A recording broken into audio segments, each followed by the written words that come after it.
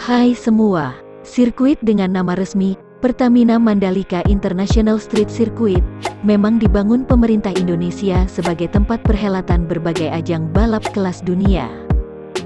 Di balik statusnya yang masih baru, ternyata sirkuit ini menyimpan fakta menarik yang bisa disimak. Berikut beberapa fakta menarik tentang sirkuit Mandalika. Sebagai sirkuit balap kelas dunia, Pertamina Mandalika International Street Circuit memang dikerjakan secara detail. Sirkuit Mandalika dibangun dengan menggunakan jasa perusahaan arsitektur asal Amerika Serikat, Populous.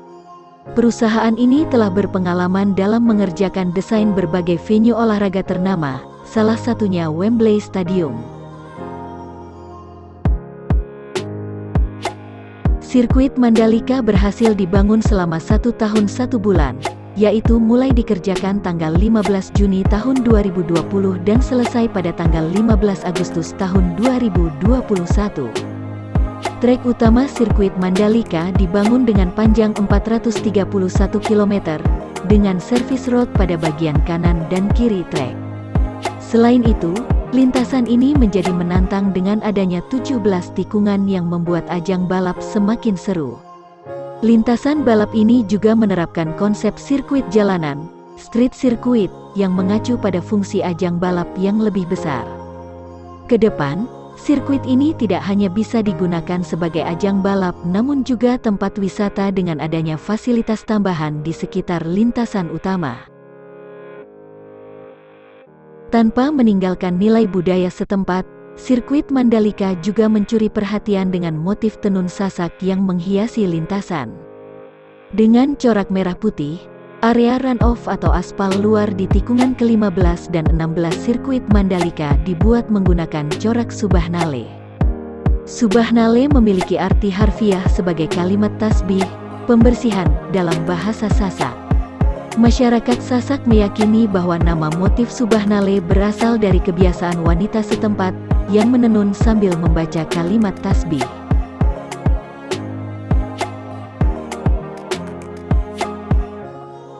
Proses pembangunan pit building pada proyek Pertamina Mandalika International Street Circuit memperoleh rekor Museum Rekor Dunia Indonesia, MURI, setelah membangun konstruksi modular dalam waktu tercepat. Pit building sepanjang 350 meter ini memiliki kapasitas 50 garasi dan terdiri dari 3 lantai. Lantai dasar akan difungsikan sebagai garasi untuk para pebalap dan teknisi tim. Setiap garasi memiliki lebar 5,24 meter dengan panjang 18,34 meter dan dibangun dengan luas bangunan 13.700 meter persegi. Kemudian lantai 2 merupakan area podium, tribun penonton VVIP, serta media center dan pada lantai 3 akan dibangun fasilitas pendukung lainnya.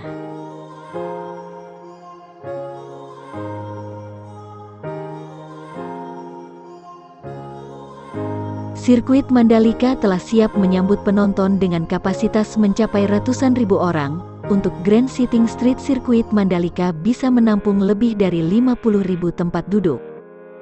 Sementara untuk tribun berdiri, non-seated area, diperkirakan mampu menampung 138.000 orang.